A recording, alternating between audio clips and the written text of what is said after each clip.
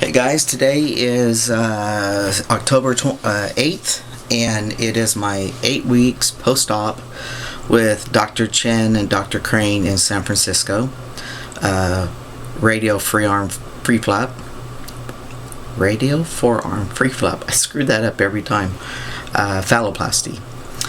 Originally in my surgery, they did not do the glands because I had a scar from a surgery a year before for a ganglion cyst I had, and Dr. Crane felt it would be safer to do the glands later as to lose them.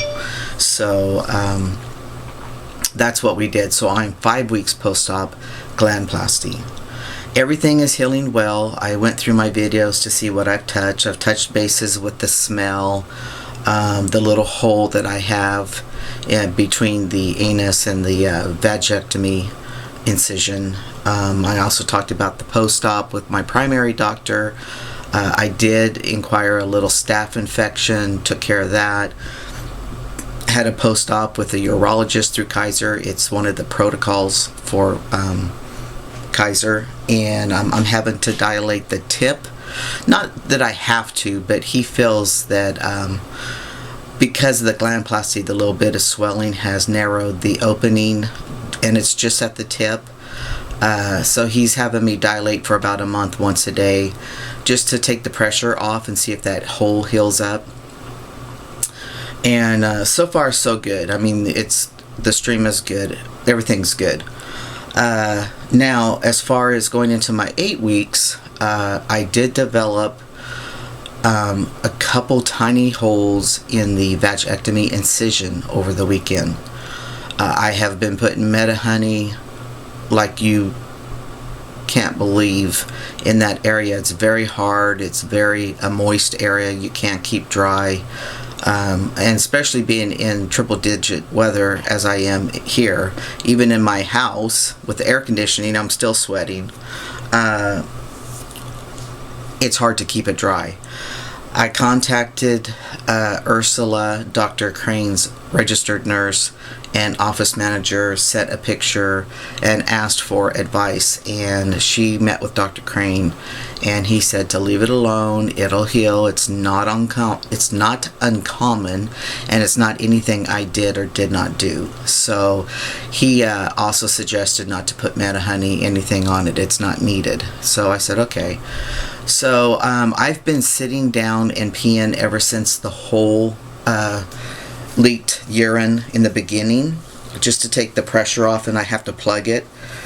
So I had been continuing to do that. I hold toilet paper against the two little holes and that other hole, and then I pee in the toilet, and I always had urine. I mean, there was always moisture. It was always wet. Not real wet, but it was moist. And then when I quit using the Meta-Honey, I have quit leaking. I don't even have that feeling of constant leaking, and that was driving me insane. It almost made you feel like you were on a period, and I have not menstruated since 1991. So you can figure how tripped up I was emotionally and mentally over this situation. I've had to wear a pad ever since I've gotten out of the hospital, basically, because of that leak. And all the fluids leaking in the beginning. When I quit leaking these past couple days, I quit wearing pads, and I'm not leaking. And it's just amazing how the body, I'm not understanding quite about the Meta-Honey, and I really don't want to assume or have a theory. It's not a big deal. The Meta-Honey is used for various reasons, and it's a good therapeutic thing to use. So I have it on standby if something else occurs. All the incisions look really well. They're all red, really red, but that's how my body reacts. The incision for the glansplasty, where they harvested the skin from, that actually, it didn't get infected, but it was very tender, very red, very swollen, and that was just my body rejecting the sutures. About 3 or 4 days ago, everything had healed. It was closed. So I kind of took tweezers and pulled on the knots, and they came right out. That relieved my skin so much, and now it's healed. It's just red. That'll take time, just like you've seen my top surgery, suture or incisions. It takes me a long time to really heal. But the 2 little holes kind of made me nervous, and now it's not a big deal. I was kind of worried that maybe I didn't have enough length. I kind of was disappointed in the length, but yet I did tell him a minimum of 5 inches. I didn't. Our conversation went a different route, so we didn't really talk about the length of the penis. But as I'm looking at my arm, and I'll show you my arm. My arm looks really good. It always has. I have a little bit of swelling in here now, and I think it's just because I don't use the splint anymore, and when I don't use the splint, I keep my hand down more. With the splint, it reminded me to always hold it up. I have as far as using my hand, it's full strength, fingers, everything. The only thing that I can tell you that no one has said, or I've missed whoever has said this, is that because they put this skin graft so tight, they like vacuum pack it on your arm. So when you go to turn this way, it doesn't give. This doesn't give. It's all tight. And I'm a little bit claustrophobic. And when I did that, there's a split second where I almost start to freak. And then I have to remember, this is the way it is. This is the way it is. This is the way it is.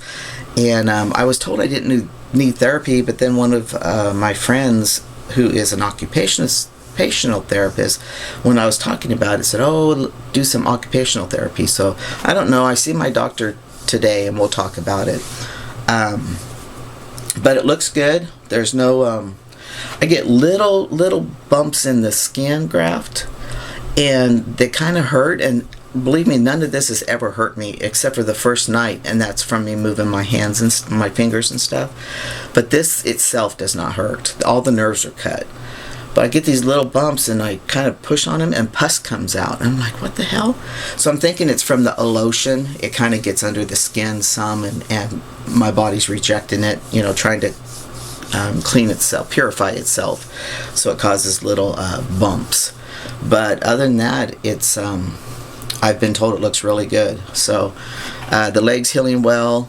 I do get a few ingrown hairs, and they blister up, blood blisters, and those kind of bother me. But other than that, everything's healing well. I cannot complain. I'm telling you, I feel so very blessed on this pathway, and I cannot stress enough, if you're planning on having any kind of surgery, but especially something like phalloplasty or metoid, please get your nutrition in check, get your body in check.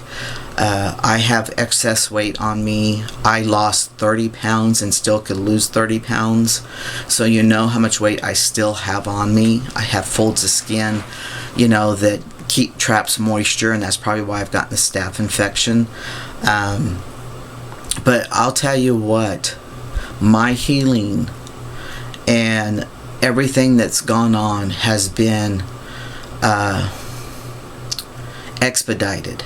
Dr. Crane told me on my first post-op that everything looked like I was 3 weeks post-op, and I just took that for good measure. My glansplasty is totally healed now.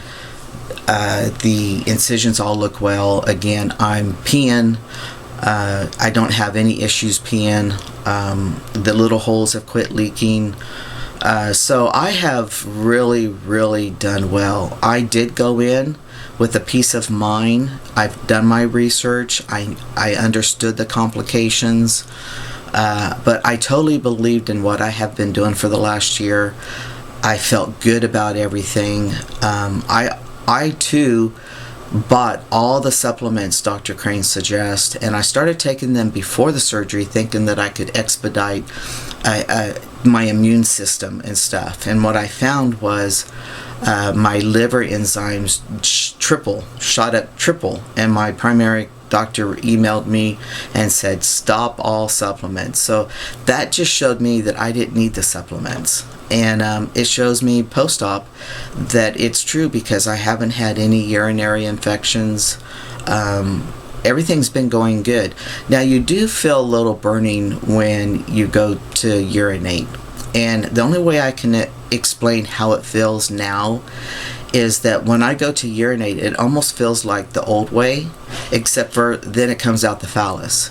It's kind of really weird, but and it feels like you're going to leak it, like you're peeing the old way. I can't explain it, but then it comes out the phallus. So there was a little bit of burning at the base of the phallus, and Dr. Crane said that's all in healing. That's, everything was done down there. They they released the clitoris. They cut the top of the clitoris off and connected vessels and nerves, and they used an artery and connected an artery. So there's a lot of things inside there that you can't see. Even though I look really well on the outside, I know I am still really healing on the inside. Now I feel like I'm almost like the little guy standing at attention. They're buried. I can feel when I walk, I can feel him there. So nerves are starting to wake up. The phallus itself, I don't have any feeling yet. Of course, that's going to take time. I'm not expecting it, but I'm just trying to go with where I'm at. The scrotum sac, the folds of skin, it looks like the large labia or the majora labia, whatever you want to call it. It looks like they left it almost to look like the lips are folded. You have to get in there and clean. But I think it's left that way so that when they do the implants, they have that excess skin to stretch. And I will be clearing that up prior to my implants, because that still gives me some dysphoria, because it still reminds me of the female lips, and I'm conscious of that. So I'm assuming, and I probably will email and ask for clarification when I think about it to Dr. Chen. Is that why that's left that way? Because I definitely don't want it looking that way. And I was kind of afraid the length was a little short for the ED, the erection device. I do want the erection device because I want some girth. When the skin relaxes, it's just flat, and I'd like to have a little bit of, some, even though it's not muscle, I feel the rod will give it a little bit more firmness, instead of just, oh no, you can fold it, you can do whatever you want with it, because right now you don't have any feeling for one, but it's just skin. So that's the main reason why I'm doing the ED.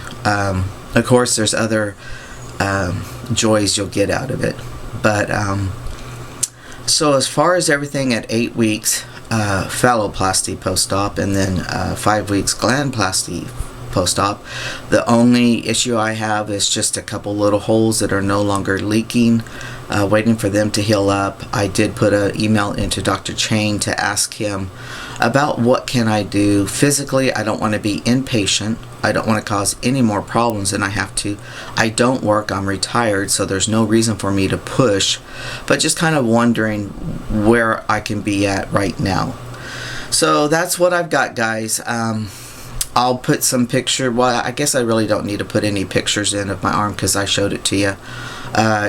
Everything else is looking good. My leg is it's still looking red. It's fading some in some areas.